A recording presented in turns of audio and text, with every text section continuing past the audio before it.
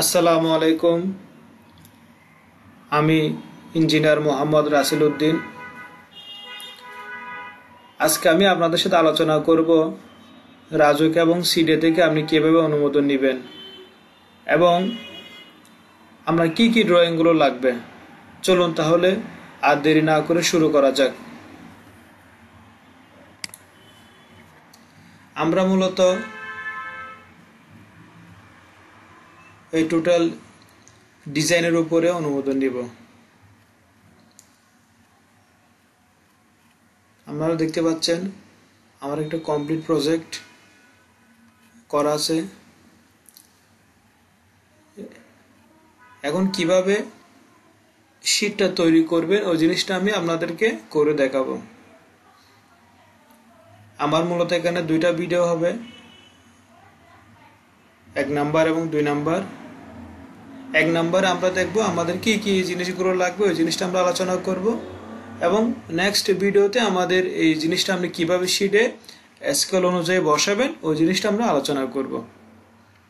প্রথমে বলে রাখি, আমার এই দুইটা ভিডিও শেষে আপনারা যারা আমার ভিডিও দেখবেন তাদেরকে আমার টোটাল এই রাজুকের শীট আমি ফ্রিতে দিব এবং এটার জন্য আমার যে পিডিএফ ফাইলটা থাকবে ওই জিনিসটা আমি ফ্রিতে দিব। তাহলে আর দেরি না করে আমরা চলুন তাহলে শুরু করি। এখন আমার রাজুক এবং সিডি এর জন্য যে জিনিসগুলো লাগবে এগুলো একটু আমরা দেখে নিই। আপনারা দেখতে পাচ্ছেন আমাদের প্রথমেই লাগবে ফার ক্যালকুলেশন চার্ট,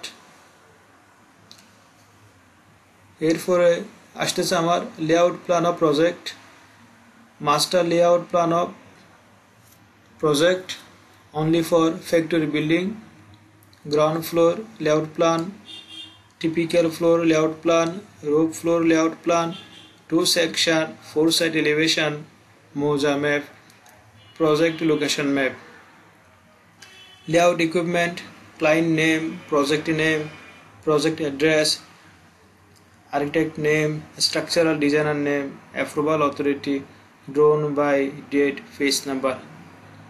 এবং আমার এই ডিজাইনটা মূলত শো করতে হবে মিটারে এবং আমাদের যে ট্রেসিং পেপারটা থাকবে এটা সাইজ হচ্ছে আমার 25 ইঞ্চি বাই 33 ইঞ্চি।